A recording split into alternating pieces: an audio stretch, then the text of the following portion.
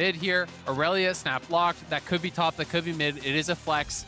My big question is just, what is TL's prep for this, right? Last week, this could have been a bit of a curveball. Obviously, that was the arrival of LS. That was the arrival of the Korean squad. In lock-in, they played more standard. They brought out Enchanters mid back-to-back games last week, so it can't take you off guard this time around, right? There was the Karma band out. Obviously, Ivor and Janna, Soraka, etc. are still all up. TL's read could also be, hey, both those teams that got an early game lead over Cloud9, they should have won, and we would win if we were playing those games. And if that's your read, you don't actually have to do anything different. You could just go Victor and try to outfarm, try to outscale. If they believe that they can outscale those enchanters, of course, C9's read is that it's okay to fall behind early when you have the power of the team fight that these enchanters do bring, and that they were still in winning positions. So it does become so exciting to see these different teams' approaches to the game and how that's really going to work out. There's 0% chance LS lets Fudge lock this one in, obviously. I like the Garen Hyper, though. Blind Renekton mid? Yeah, just, That's well, not the play? Blind Renekton top. Who knows? Vigor, by the way, is very, very strong, as well as, Okay. ooh, we get hard farm with a Karthus, Ooh. almost certainly in the jungle. It could be bot. Karthus bot With is Jhin actually locked in?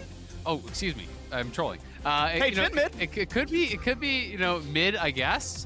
Could be jungle, but probably going to be jungle. Expecting that to be the case for sure. You are right. Of course, this would be a very different style of champion for Blaber, though. I don't really associate him with the mage style champions. When you think back to the Rumble Morgana meta, that was one that I think he kind of struggled in. It wasn't one where he was nearly as effective as he has been on a lot of these kind of aggressive melee champions. He's known more for the Lee Sin and for Olaf and things like this. This would be his first career game on Karthus. It could be Fudge playing it, though. I wouldn't be absolutely shocked, because that is kind of feeling like a bit of an LS style champion. Sure. But there are options here for C9 to move things around, and Zilean going to get banned out against Bjergsen. He's the only mid laner in any of the major regions that is playing it, but he had a 46 KDA last time I saw, and he hadn't lost on it, so it turns out it's a pretty good pick, at least for Bjergsen. Yeah, he's overall 14.3 KDA. Okay. Outdone by, like in the season, not just Zilean. Okay. Sorry, yeah. Overall in the season, Bjergsen's at 14. Berserker's at 18, by the way. 8-0 and 10, or 10-0 and 8. Obviously doing very well. Again, less in the hard carry position here on the Jhin. But yeah, definitely a star here as we wait to see mid laners for both sides. Both teams have locked in 80 carries. Both teams have locked in junglers, we presume. And now here's the support match as well. Rakan plus Jhin, very crowd control heavy. Okay. You can leave Jhin alone. He's decent at wave clearing after you're at like Noon Quiver. And Rakan can go make plays for someone else. And this gives you your hard engage, right? This gives you your ability to move around the map for Winsome, to be able to pick those 5v5s when you want them. I do think it's important to have primary engage when you're playing with an Irelia, unless you want to play exclusively through sides. Irelia is much better as a follow-up than actually the primary engage, generally when you're talking about 5v5. So Corki picked up there for Bjergsen. Some of his kind of flavor champions have been banned out, so he is going to go towards scaling. We're still waiting to find out what top lane is going to be. They don't know if this stuff is getting flexed around, so they're kind of just going safe. They're going standard. Should be Gragas top, Corki mid, TL, very standard stuff. And now we'll see, is this going to be a 5th pick enchanter mid, pushing Karthus into the jungle? Is it going to be, a GP coming through and that being an Irelia mid? What really is the take here for Cloud9? And this is going to really tell us a lot about how they want to actually play out this game. So Irelia Corki is an absurdly Irelia favored matchup, by the way. Like, as a meta call, Irelia is there. I'm a little shocked that Bjergsen picked himself into what I believe to be an absurdly hard counter pick. Again, it was a flex pick, but that was the entire point of picking her on 2 and saving top lane for 5 to get the matchup. So he is happy to go mid. And I want to call out that this is good by C9. They read the patch notes. I mean, LS himself does a rundown every 2 weeks. And Ruined King got buffed. Ruined King is a core Irelia item. She loves that. She's happy to buy Hexdrinker against a Corki, by the way, right? Against the magic damage that's like decently here on this team. So her suite of tools got stronger. She's going to be happy to play with the new patch. Her matchup's amazing. I mean, Fudge should be in a great spot to take over the game. Yeah, it'll be really interesting, though, because this is such a different style than what they've brought out. You are playing, I think, a much more early mid-game focused comp. There's that splash of late game with maybe a hard farming Karthus here. Maybe you want to play side lanes and actually use the Karthus to help get you those solo kills and kind of quotation marks with obviously the assistance of that Karthus, but maybe more side lane kills with the Irelia, with the Aatrox. Aatrox is actually Summit's career most played champion. He is more known for the Gnar. That is kind of what he played a ton of last year. But career-wide 42 games on the Aatrox. Aatrox, I have been seeing gain a little bit more popularity in solo queue. So this is going to be really, really interesting. It is actually phase rush for Bwipo on Gragas, so very likely at least going a splash of AP. Almost always you do go phase rush when you're going that route. And it is going to be Blaber having to show us something different, right? Like, can Cloud9 play that same sort of style, right? That they're used to playing, with Blaber kind of leading the way and starting out a lot of these fights? There's going to be way more onus on Winsome to be the guy getting that done, because Blaber generally is going to be having to play a pretty safe style. It's not like he's doing the kind of more cheesy, exhaust smite Karthus, where you can even, get aggressive and duel out and win some of that with that early exhaust. He has got to play relatively safe, look to scale, and really look to just be assisting these lanes largely with the ultimate. I do like this look, though, right? So Karthus is the only magic damage threat on the team. Steric's Gauge as a bruiser tank item is basically dead. Very few champions should be buying it, which means you're seeing, a Death Stance, or in this case, a Ruin King on Santorin, which means he's got 300 health from his Divine Sunderer and no bonus health on item 2. So he is just taking almost true damage from Karthus. He is going to get burned down. He's not going to buy MR anytime soon. He's probably not going Merc Treads here. And Blaber, as the 1 AP threat, is going to have a great time getting a ton of farm and just being a huge carry. It'll be interesting because he is playing First Strike. He's playing Ultimate Hunter, Cosmic Insight, so pretty heavily going into the CDR. And if you can get those early Ultimate Hunter stacks and you can kind of get that cooldown down, you can actually farm a hilarious amount of gold with First Strike on Karthus by kind of just ulting pretty aggressively. Of course, you don't want to just use it absolutely needlessly. You want to be able to create windows where there's threat for a kill and then drop it, at the very least, to get some sort of serious lane pressure. Karthus is also one of those champions that actually really does test how well you know the clear. Because really, really expert level Karthuses can do these clears sometimes 20 to 30 seconds faster than what we were seeing even pro players do it as when it came into meta in the past. Yeah, if we're doing it really well, the entire jungle is dead before 3:15. You are 6 camps before Scuttle spawns if you're doing a good clear here. So we'll keep track as this one goes. Obviously, you're kind of plugging E on and off. You don't have enough mana to always have this happen. You're trying to optimize around single target Qs on the big camp. It does double damage if it hit only a single guy. You're always kiting towards the lane, so as wolves die, you're already in mid. Flash play on the bottom side. The Berserker already ignited, stays alive. Nice little bit of CC from Winsome trading back on a Hansama. Early ignite is down. Eyla down flash, but of course has Hex Flash for round 2. Yeah, they do have the HP advantage, but that's a boot start for Jhin. So he has more than enough sustain to actually get right back, and all they ended up getting was the heal for both the flash and the ignite there from Eyla. So I would say, all things considered, pretty darn good for the Cloud9 bot lane.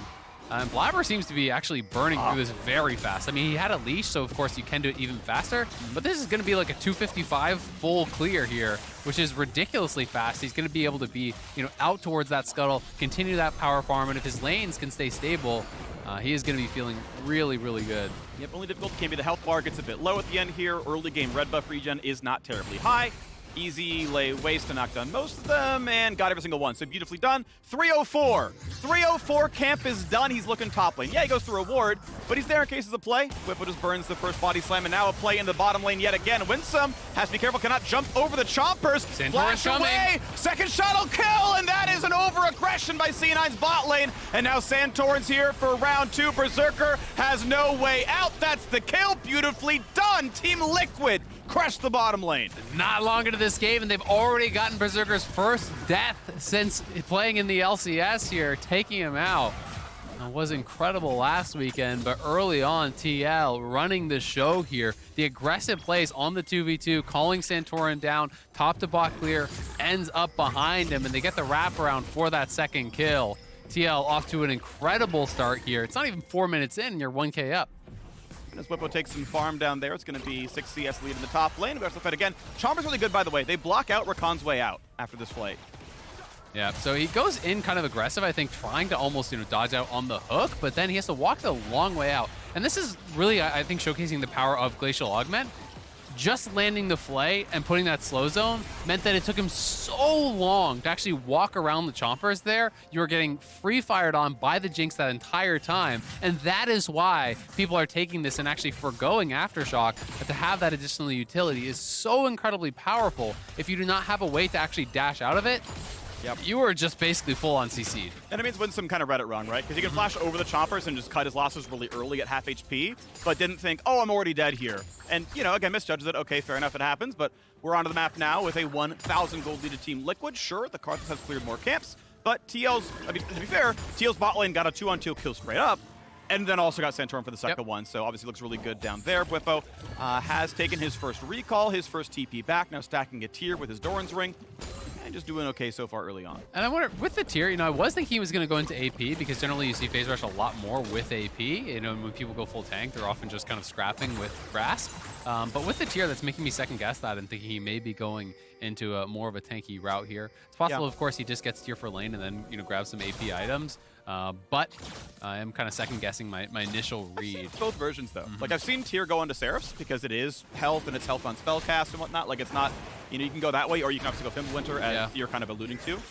Ruby Crystal doesn't tell us anything new. No, but I have a feeling. I have a feeling that it's going to be Fimbulwinter Rush and just kind of playing that style. And if his job is to just kind of answer sides, I think a tankier build makes more sense. You know, maybe his feeling is, hey, I'm not going to win the side lanes against the Irelia or the Aatrox, so I'm just going to go tanky. I'm going to hold the wave, and I'm going to use phase rush to disengage any potential all-ins. Because you have Corki and Jinx, you don't really need more damage. Even Viego is very high damage, so I think that it actually makes quite a bit of sense, even though it's maybe the less common of the kind of pairings, tank plus phase rush. Well, right now, going to check on Fudge's build path. Right now, could go Triforce, could go Ruin King, which I think is most likely. Also, Stridebreaker is a possibility. I think that item's actually been pretty good. After the other fighting items got changed around, it's not, you know, less tanky than the other options, so that CC can be valuable. So we'll see where it goes in as time goes on. Cooldown Boots Rush for Summit gives him a ton of priority over that lane. He's got a ton of basically total AD ratio, so spell-based damage is quite high. Can just kind of stack haste early game and then go towards the... by the way, Stridebreaker Aatrox, by far best Aatrox build.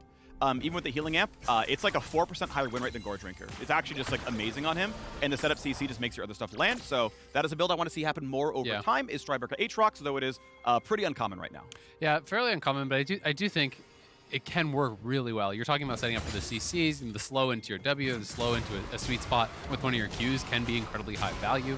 Of course, people really do like some of those kind of more tanky options, obviously going towards Gore Drinker, so that seems to be the autopilot. A little bit of a mess up there. Not going to slow him down too much, and has just been kind of power clearing through. He has his blue, his ult is ready, so I think that they would like to try to look for a play here. If you can get some sort of aggressive move where you can get value out of the ultimate, you're going to be feeling really good about kind of getting that on cooldown early, getting some value out of your first strike, starting to farm some additional kills, and look for those ultimate hunter stacks.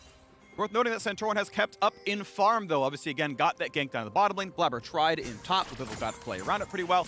Similar camp count, though, for the jungler of Team Liquid, so they're kind of just chilling right now as the lanes are going really close to equal. Mid lane is identical. Bot lane's ±6 with after the kill, kind of expected. Top lane basically identical as well, so a pretty chill early game. And as you mentioned in the early draft, C9 maybe a bit more focused towards early mid game. 8 minutes in, it's not like early game has ended just yet, so it's not like there's an immediate timer. But, you know, do want to see them get something done before too long. Yeah, it's really just such a different look than what we'd seen in other games, right? They've actually lost all 3 early games so far, you know, in their LCS season. The other ones, though, was kind of the comeback based off of these dragon fights, utilizing their enchanters. If they can pull off the same thing here remains to be seen. If TL will even give them those fights remains to be seen. Because they could try to use some of the early game power, you know, of things like the Aatrox, the Irelia on one item to try to go towards a second dragon, start to snowball that themselves. But because TL grabbed the first one, you're not really in any threat of a soul snowball. So I'm curious to see where they want to go. And right now, it feels like they're happy to just kind of just farm it out, play it really slow. And TL is going to be very happy to do the exact same when you're playing Jinx and Corki. You can see Bjergsen playing it pretty far back. Fudge going for his second attempt here. His sun is on cooldown. It doesn't go for the ulti out of the tower. That would have been a bit too much damage. Valkyrie back would have meant Bjergsen was safe, but obviously Fudge wants to play this lane as both of them at half HP. He's got more sustain. He's got the Pocket Karthus ultimate. That kill can come through if he gets him low enough. An attempt towards bottom lane, not really going to happen. Zap sidestep as well as Blaber says hello. He's going to walk back and kill his Gromp in about a second. Blaber's just really trying to maximize farm, but they're... Oh, nice hook! Good hook into Zap, into a ton of damage, and Berserker will die for the second time. Halves his KDA in 9 minutes, and now Winsome so terribly low. Sidesteps the rocket, no problem, but turret, yes, with a Rift Herald is going to be under fire and may drop here. Yeah, and we'll see if they can actually keep the Karthus away from that tower. Blaber looking like he doesn't even want to try to contest, so they're probably just going to give up at least 4 plates here, unless Santorin wants to hold on for later. Oh, nice ult back into the tower. One Doesn't turret have shot. mana, though. Yeah, and I think Body Summon's already on cooldown, so can't get much more done. Summon ults just to make sure he can sustain back up with the Qs. And it's ult for ults, and you can see the farm lead has grown now. Summit has run Bwipo out of mana, and he's running him out of farm. May even get a turret plate down here as well. Keep in mind, Karthus ulti is up. If Summit finds the angle for an all-in, Bwipo only has flash to outplay it. Ooh, that second Q, that's good damage. That could be a flash kill. That, I think, flash kill plus Karthus would have maybe been lethal damage. Would have been really close. Could have maybe, just maybe, looked for a kill on Bwipo. Yeah, it's definitely possible. They could have gone for it. Would have been really close. It's hard to know because the W is such low cooldown, gives damage reduction, and you have the passive heal coming through. And if you commit your flash there and it kind of goes sideways, can feel a little bit rough. Another Ruby Crystal coming in, so very likely going to be Fimbulwinter, but he is kind of committing to the early game a fair bit here. It'll be interesting to see where Summit can get to. Generally, if Aatrox can have the push, you're feeling pretty good in a lot of these melee versus melee matchups because you hard shove the wave to the tower and then you harass them trying to farm these range minions. Every single range minion Gragas really has to work for because Aatrox can stay out of range of that tower while still hitting you with the Qs, harassing you with the W. So you only really get access to the melees for free, and that is going to make these CS leads grow and grow and grow unless the Gragas can kind of play it perfectly. Yeah. Well, the build path for Summit is going to be Gorgewinker. Caulfield's going to that one now as Package is burned out and Fudge flashed the Q back to a minion to stay alive as the Bwipo attempted gank could have been too much for him. Ulti was down, wasn't sure on the cooldown though. TL, regardless, going to get second Dragon now in the bottom lane. They are heads up, winning the bot lane 2-on-2. Eyla and Hansama crushing it. Here's another one, flight into the choppers. The charm going to mean almost nothing, but Jin's going to open up for a bit more. Will it happen? Eyla gets low, they got to block the shots, otherwise Karthus would kill.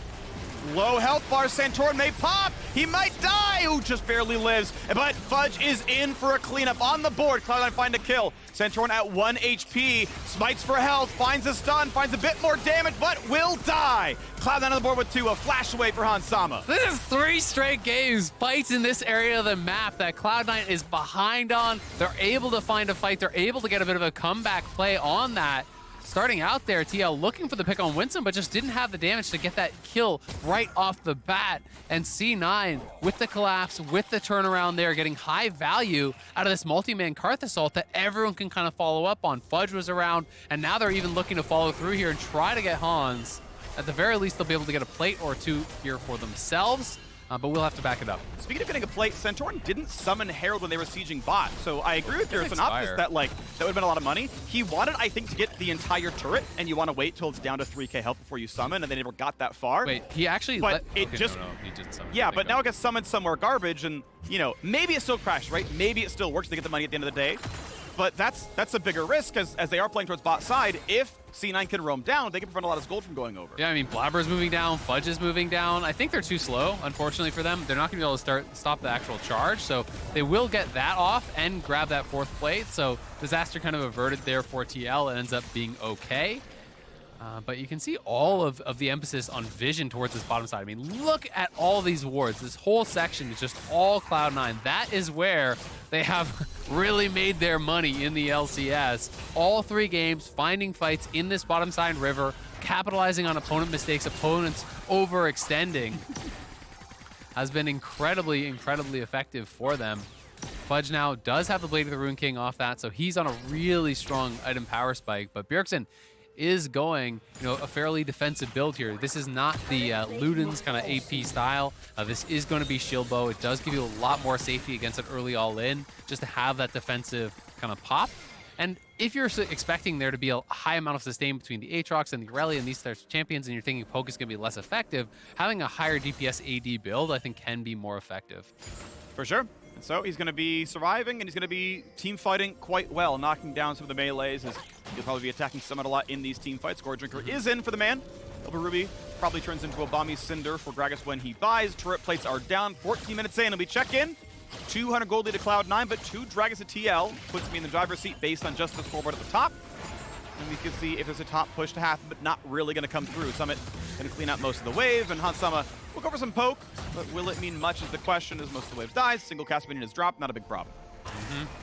Gonna be see if it's a second item Shadow Flame here for Blaber, if he's just gonna try to go like straight towards Death Cap or something. Already has the Leandries, so likely gonna want to get some Sork Boots in there pretty soon. I do think Shadow Flame is really, really effective with Sork Boots when you're the solo AP threat because you get so much of that magic pen and no one's building any defensive stats. Bwipo though, he's gonna find the knock-up, ignited as well. Bwipo's gotta be careful, has an ulti, looks for it, doesn't find it, no one's back into the tower. Winsome sadly claims the kill, didn't want to get that one, but Ignite got the tick. That is still going to be a turret dropping in the bottom side. First turret of the game, 150 bonus gold. Almost all of it going towards the 80 carry of Berserker. TL now going to overload top side for real. Seeing that Blaber's on the far side, they'll trade a turret back. And they have a second Herald here, so we'll see if they want to continue the push. Based on the positioning of Eyla, they are just going to back it up after this and try to use that Herald very likely to crack the last tier 1 mid. But Bwipo, I think, getting a little bit overconfident based on the fact that he is a tankier, that he's building defensive. Thought he might be able to hold that turret, but honestly, the CC chain between Winsome coming in, knock up, you have the route to follow, you're getting multiple guaranteed Karthus Qs off onto this guy who doesn't really have any MR. I mean, built up a null now, but he didn't even have that prior, so Karthus was really shredding through him. Sork Boots do come through, so I am expecting probably you go towards Shadow Flame, you just stack up that spell pen, and really look to do massive, massive amounts of damage because you don't want to be building any MR against Irelia, Aatrox, and Jhin. It's just not cost effective, but it does allow Blaber the chance to really take over in this game. And he's 2 levels up on Santorin currently. It's probably not a full 2, but that's a big deal. I mean, he's just been cruising, power farming this whole game. You know, he has as much farm pretty much as some of these, you know, farming carries. Yeah, and it's going to look good for him. I mean, individual gold's going to be pretty high up there as well. I think he was able to share in, he might have shared in some of the bot turret gold. Obviously, he got to share on the assist down there on the Bwipo kill, but is farming well. Top lane under a bit of fire. Right now, though, it's going to be an ulti to, I don't know if they're stopping recalls. I mean, he can just earn some money. Of course, he is level 11, has, I believe, yeah, 3 individual stacks in Ulti Hunter, since there's only 3 individual deaths. He's got all the assists, so pretty short cooldown. Yep, and first strike off of 2 ultimates has given him 390 gold. So, not bad. He also ganked once. He did gank once. I'm not sure how much he actually gained off of that, but pretty much, you know, off of those 2 ultis, he's gotten that. And his ultimate cooldown is about 2 minutes, but if you're saying, well, we're not going to fight again until the next dragon comes up, well, it's not that big of a deal. Farm a little bit of gold here. Maybe that gets him an item completion. We'll see when he does actually go back to base, but yep, 3 stacks of Ulti Hunter. Has Futures Market available, has First Strike available, so that second item, Power Spike, will come in probably pretty soon. And looking at that ulti, he hit it when his team was finishing killing Dragon as they claimed Dragon number 2. And it's like, well, second Herald's down, Baron's up for 3 minutes, Dragon's up for 5 minutes. In solo queue, don't make this play. Yeah. In solo queue, someone's going to just run up there and fight somebody.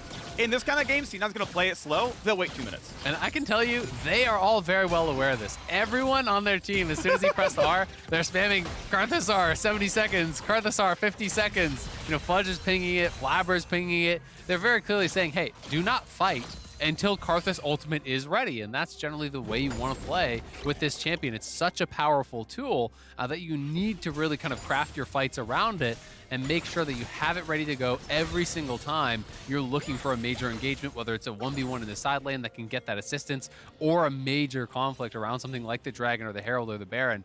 You've got to have that ready. And so far, it is Cloud9 with the vision advantage towards this bottom side river, but TL want to move in and try to reclaim that. You know, they do have the Dragon advantage right now, but most of their vision had been towards the top side of the map, and you're kind of in this split map situation where Cloud9 has all these wards down in this area, clearly trying to set up to allow Fudge to start pushing out more heavily in that bottom lane. And up on the top side, it's all this vision for TL, trying to kind of emphasize different sides of the map, and that really does show you where they've been putting their priority. Yeah, but of course right now, Dragon's the part that matters, right? You mentioned it before, 3 games in a row, it's the bottom river fights that have worked for C9, now TP to the bottom lane, careful to 2v1, explosive cast back, and Fudge has had no chance against Bwipo. It's gonna happen again, Bjergsen shows up, sends him back down, there's a kill on the board. That should not quite kill Bwipo, indeed it will not. It was up from cooldown, that's nice and all, but he is a tanky Gragas with a mythic. So he was at 390 gold. A little update, 618. Wow. So he got 240 gold thereabouts off of that. Pretty huge amount. You know, that's almost a kill. And that is one of the powerful things about this build, is that you can actually play this setup, and especially if you're playing in solo queue and you can get 5 early Ultimate Hunter stacks, you can start to kind of spam this out and get very, very rich. Of course, if you're being too silly with it, you get 200 gold, then you go into a fight, you don't have your ultimate, and your team loses. Well, that's not worth it. But still, seeing that you press R and you get almost an entire kill's worth of gold is pretty crazy. Yeah, so your ultimate right now is a pass that reads, you gain 2 gold per second. Congratulations, you're roaming Janna. You know, like that's...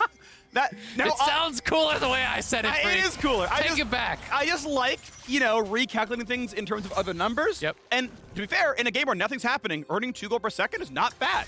Especially when he's at 9 CS per minute right now, right? He is farming very, very effectively. He's richest, except for, you know, the other 2 on TL, but richest on his team. He's richest except for the people that are richer than him. Yes, richest of Cloud9. we'll recalculate and use that as our barometer. Recalibrate here. Yeah, my bad. Get back on track. Yeah, my bad. But there we go. See, total gold. Bjergsen and Hans Sama, the marksmen of Team Liquid, are the ones with the money. 2 dragons to their name, and Infernal Soul is the name of the game here as time moves on. 1:14 to go. We know Karthus ult will be back up. This is the fight to look for because now both teams have everything ready to go. Second item spike is in for both the bot landing carries. 2 item spike is in for Bjergsen. We're almost there for Fudge. Minute to go until he has to finish Trinity Force, and that'll be the big fight. And man, you can actually see that they're getting pretty worried about this Karthus. It's actually a Hex Drinker coming through here for Santorin, right? And that's something that you definitely do not want to be forced into when these are 3 of the big carries on the other side. You're going to get no value from that. I do think Ma is incredibly effective now, you know, overall. The magic damage shield scales with your AD. You get the lifeline passive again, so it's a really, really strong item if he's going to be building towards it.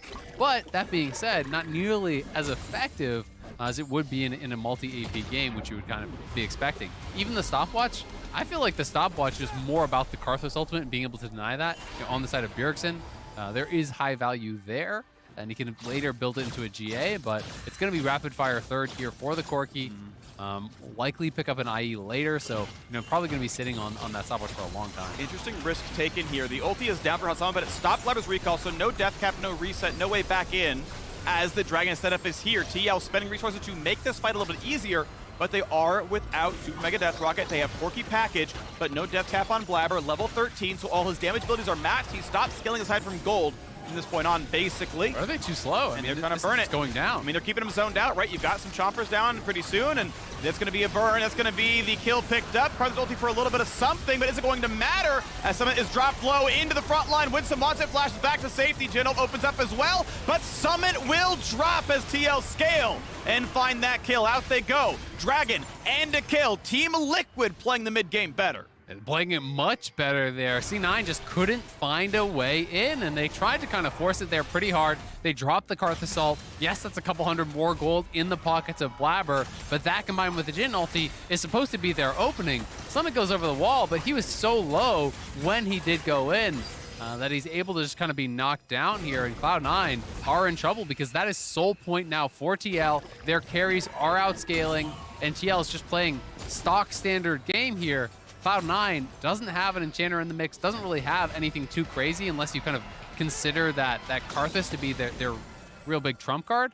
But even that, I mean, it's paired with 2 solo laners that I don't consider to be real big scaling picks. So they're not really playing a super late game comp, and they're playing it slow against a team that has both Corki and Jinx, and that is going to be very, very difficult to deal with here unless they can get some sort of side lane pressure, unless they can get something going with this Irelia and this Aatrox that have been pretty absent throughout the game. They have been, honestly. Fudge was trying in the side lane. We saw Bwipo actually handled him in the 1v1. We saw Bjergsen TP down, but it looked like Bwipo won that one anyway. Like, he was already ahead, 80% health, and so that's looked really good. Unfortunately, Fudge, hasn't quite made it work. Like, his best games have been on the ones where he's on Soraka, right? He's just like, yeah, I'll just heal Blaber. It's fine. We'll just, play through him. And his individual plays haven't quite been there, unfortunately. We'll see as time goes on, though, as he's got his second item. Triforce is in.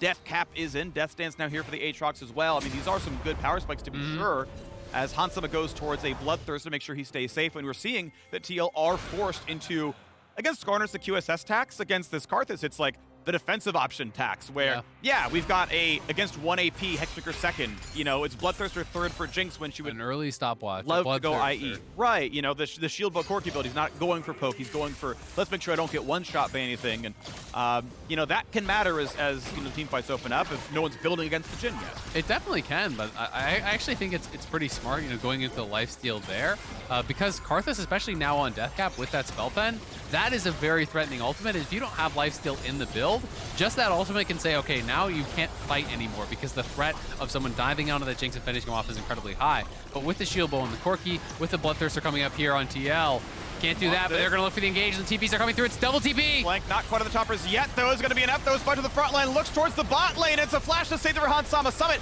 getting low, but he's healing back up against the Corki. Never delaying his death, and he will finally. No, he cleanses it. If he didn't kill Bjergsen, he was going to die as Death Stance would have ticked him down. So Summit solo kills the TL mid laner. This is huge for them. That is their big swing, and now they're going to try to turn it into something more. They need the Baron here, so they're starting it up. Bwipo is there. Hansama has healed up off the Raptor camp. He's coming over, but that Baron is going down so fast.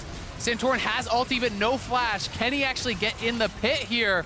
Stealth, can he find his way in? Wards, where are they? Vision is needed, and jumps in, can't find it. He'll die as it's Berserker, who claims the kill, claims the Baron. Cloud9 have it. Cloud9 walk away the 3,000 gold lead. Man, they pull it off again. It feels like they keep getting these rough situations, but they're finding ways to fight out of it. The double TP flank coming through.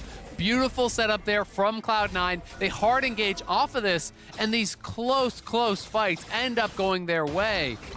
This was just really nicely done. They're pushing out both sides. TL comes for the collapse, but it's an instant double TP. The ulti from Karthus in the back can't be stopped. Bwipo tried to move forward to actually ult it on the Gragas. Unfortunately, it was a split second too late, and that meant all of these health bars were softened up. Their three-man core had to kite back in mid lane immediately. Hansama had to Gale Force and flash out. He was incredibly low.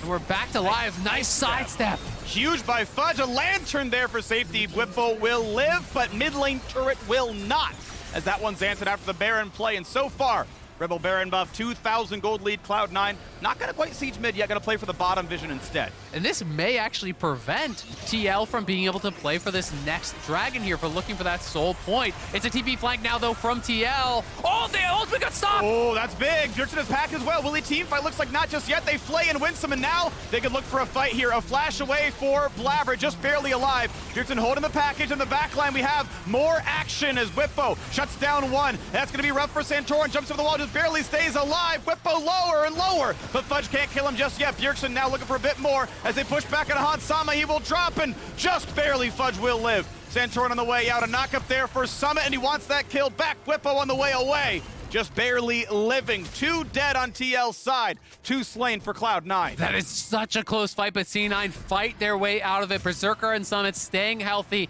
That means they will get the ultimate prize of this dragon, stopping the soul there from TL. It looked like it was TL's fight to win on that initial play, because they were able to actually prevent the Karthus ult from coming through. You thought that might be the difference maker. When Karthus goes down early, he doesn't even die at a good spot. He can't get the ulti off, but the rest of C9 getting so much value, and Blaber just too close to actually these wards when he's starting up the ulti. I think he thought he was safe here because they have the Jhin ult creating space, but he just does it in their face. Santorin W flashes in, stuns him up. Blaber has to flash out, and you can see the flank here from Bwipo. He's going to wrap around, and as Blaber is actually pushed out, he comes in for that cleanup kill. But Summit now on the corner here. He comes around to arrive as they hook in onto Berserker. Summit straightforward, gets the kill, gets the reset, pushing Santorin back, and he is incredibly healthy here fighting from the side. Fudge queuing over to those minions, regrouping with the team, getting the kill with his W. The Triumph heal keeps him alive. Slim margins, but great team fighting there from Cloud9, fighting their way out of what was a very difficult situation. Off of a great capitalize there from Santorin, punishing Blaber for being a little bit too far forward. That could have been game-changing. If they win that fight and they get soul, that could be game-losing, but credit to Cloud9 for being able to make it work. Summit's done a lot. I mean, honestly, he has been such a huge factor that obviously he can't be really the one killed first. He's too tanky and able to wear someone down in the topside fight, right? He solo killed Bjergsen basically, and this one he did so much to force everyone else away, that it created space for everything else to do nicely. So Cloud9 are able to claim that second dragon. You can see their gold lead growing and growing. They still have to face Soul Point. They know it's always going to be a consideration every 5 minutes. And one of my concerns is the lack of actual heal cut, over on this TL side. When you look through, there's a Bramble Vest and then an Ignite, and that's it. And Summit's self-healing is getting ridiculously high. He even goes in towards the Spirit Vestige third here, so going to be able to help him deal with Gragas and Corki, but also really amp up that self-healing that is already getting to these ridiculous levels here with this high-level Aatrox, level 16, Gore Drinker in, Irelia self-healing is going to become pretty high as well. So they're going to have some heal cut, or if Aatrox gets in the middle of your team, he's going straight back to full with one Q that lands in the Gore Drinker. Oh, wow, interesting. So Hansama did actually just make a pit stop for the Vamp, not going into full BT, feels that he needs the higher DPS, so I think this is a great adaptation if you just feel like you need a little bit of sustain to be able to heal through that poke, expecting the ultimate to soften you up, heal back up off a wave, go towards the IE to really emphasize that, and now does realize the problem, picks up the Executioners here, and I think that is an important buy. But Blaber is becoming terrifying. He now completed the Shadow Flame, so a lot of flat spell pen. There's 0 MR on someone like Hansama, on someone like Bjergsen, and that is a lot of AP that is going to be behind this ultimate. He is level 16 on the Karthus. You're talking 900 damage before procs, before the amp from first strike as well. So well over 1k damage that's going to come out from that button on every single player. Of course, mitigated by your base magic damage, but still, that is a lot of damage coming out. And if Cloud9 can capitalize on that with an immediate follow-up from Fudge, Winsome, Summit, etc., they can win a fight off it. Yeah, because keep in mind, he's got 30-something magic pen against pretty much every target. So it is going to deal almost 2 damage to Hansama, and that's going to be a pretty big threat. So what is next on the map? 90 seconds until the dragon comes up. Once again, that would be Soul for Team Liquid. We've got a Baron, though, even sooner, 15 seconds away. Hansama just keeping the farm going. As he mentioned, there is that pit stop for the Executioner's Calling, so delaying, and actually just never gets to buy now a Lord Dominic's or anything else for higher DPS. Just going to be doing his best to wear down an Aatrox on 3 items. Be careful. Body Slam is in. Pulled around explosive cast. Ulti is solid from the Karthus now. Is it enough, though? Bwipo taking the front line. Out they go. A bit of poke is They're done. going to try to start Baron off of it. Bwipo's almost dead. Does size up last shot that hits Eyla down to half HP. And so they try with lower health bars. Do TL walk up? They might have to try, but the vision's not there for him. Blue Trinket used and not going to find the root just yet, but they're just going to burn it down. That is Baron claimed. That is TL zoned out. Mapper taking the fight now afterwards. First kill's going to come down. Eyla is gone. Fudge walks away. Summit goes back in, though. 1v4 for a bit. Very tanky. Zonya's Hourglass. That's going to buy him some time. That's going to kick him out, and they will reset down. That's one in for Hansama. But the other second, there's Blaber going down. No ulti, nothing else to do. Trade it back, though, as Santorin is down. Could not find a corpse. Explosive cast. Rocket 1 is not a threat, but the red buff does enough. Hansama on for 3 kills. What a game so far, Phreak. Back and forth. These two titans in the league are slugging it out. Cloud9 utilizing the Karthus ult to just get a chunk and actually start up the Baron, and now they're trying to go for Soul here. Blaber is dead, Berserker is dead, Summit is dead. It's up to only Fudge and Winsome. I don't think they can test here. I think it has to be. They're not allowed, right? It's illegal. It's 3v2. You're gonna package again. All right, so back to the previous play. This is post-Karthus ultimate. Cloud9, just immediate rushdown on this. They get that first kill. The start of the play looks great for C9, but then you're kiting back, and you're going through these corridors where it is very, very difficult. Eyla dropped the box that everyone had to walk through. Bjergsen is safe. Hansama is safe. The TL frontline have done their job. They get those resets, are pushing them back, allowing that scaling to really take effect from the Corki, from the Jinx, and then over the wall here, they get vision with the rocket, with the chompers coming through, with the ultimate coming through. Doesn't get the crit, but does have the red buff. The burn is enough to get him a kill. Now he has the BT completed off of that play. Hansama truly online here. Highest damage dealer, just barely over Berserker in that last fight. And he is going to be such a huge threat because they couldn't force the flash in the last play. Oh, that is a great cast backwards. And yes, the Infernal Soul was claimed, and they've also gotten Blaber's head. Down goes the Karthus. Level 18 as he dies, knocking down some minions, so he is absolutely done scaling on levels. That last damage graph probably didn't show the Karthus ult. That would have added probably 2k as well, but even post-ult, 2,000 damage done in that team fight, 5k for both bot lane marksman. Hook attempt, not going to find anything. Bwipo holds the tower for a bit. He's tanky enough not to die just yet. And thankfully for Cloud9, the Baron buff is actually a great anti-siege tool because those minions can help you push out, can become very difficult to actually push through here.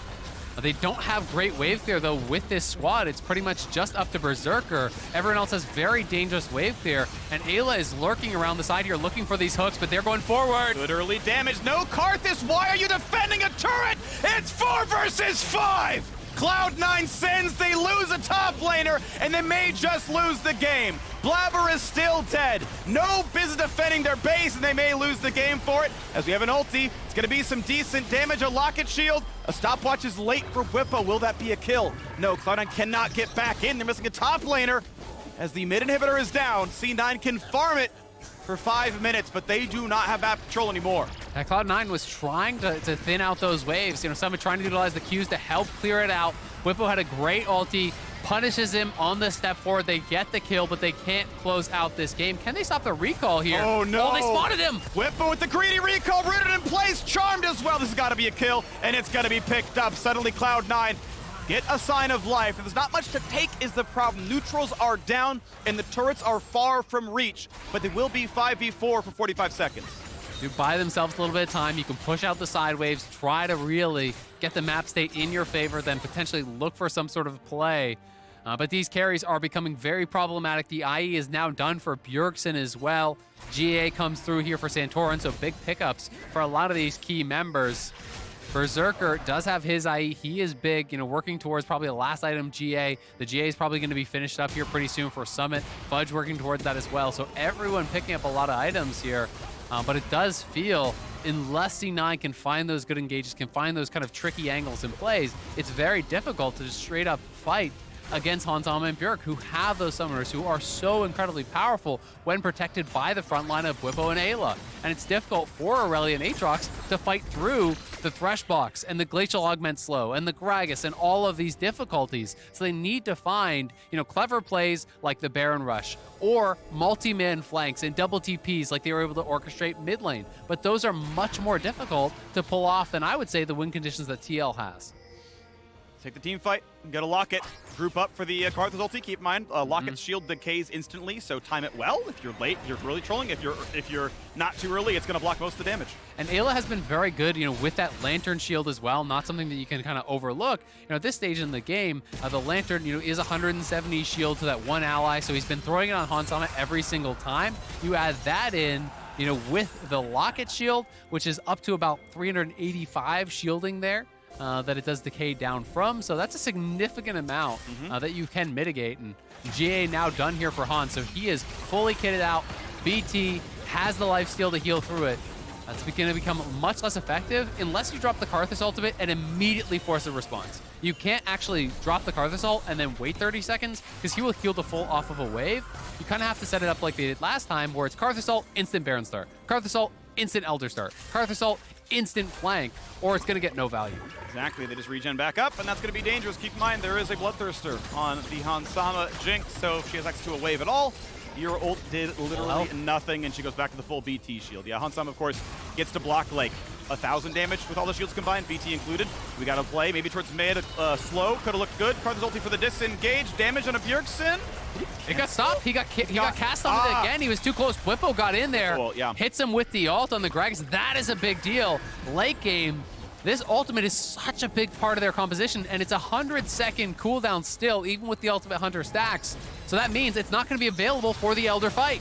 Time to play for Dragon, time to play for Baron. You got to keep that one. Bwipo in the front, he gets the charm, and they got the kill. Shut down for one. Trader now, no, just 2 for 0. Looking at the rest of the front line, GA popped now, and that's going to be Summit left to simply die. The skill shots come early, but he is still going to drop, buys some time valiantly, but it's not going to be enough. Overextension, though. Eyla gets himself knocked down. They're going to try in the 2 versus 4, do everything they possibly can, but Bjergsen, or Berserker, doesn't have the damage. Azonius for a second. GA popped on 1. That's the kill. That's going to be the ace. That's everyone down, and Cloud9 will drop their first game of the spring split.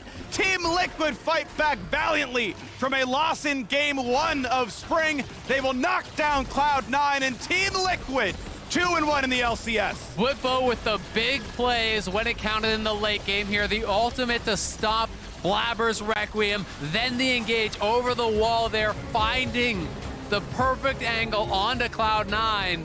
Bjergsen and Hansama able to follow up. TL coming away with a strong win here, but this was a tightly contested game. Yep. The early game, again, going heavily towards TL. They had a very comfortable start to this game, but Cloud9, you've got to give credit where credit is due. They found great TP flanks, they found great setups, and ways to actually make use out of this Karthus ultimate. But at the end of the day, it was TL that was more solid, that really, I think, showed up in those final moments when it counted, and was able to have such great performances from their carries, such great performances from Bwipo, to really be that difference maker in the final moments. Well done to Bwipo. Huge ultimates from the wide Bwipo himself.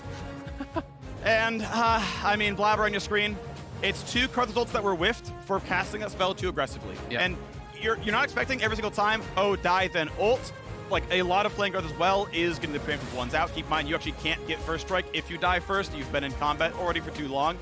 But they were too far up. One of them, he got blocked by a Viego walking at him and pressing W. Right? It was a flash W. Okay, it was a flash W. Walked, then flashed, then W. But that's going to do a kill. And it came even a close fight. The other one, I think, body slam, max range cast. Max range cast. So it's like they were too close up. It's credit, of course, to TL for reacting in time and getting those plays out. A lot of credit to me goes to Hansama, 8-1 and 7, or vice versa on the Jinx. Played really, really, really well. They won the 2-on-2 straight up. It then set up for the dive. Okay, great. But, I mean, they were just kind of great the entire time. Those 2 players did outstandingly.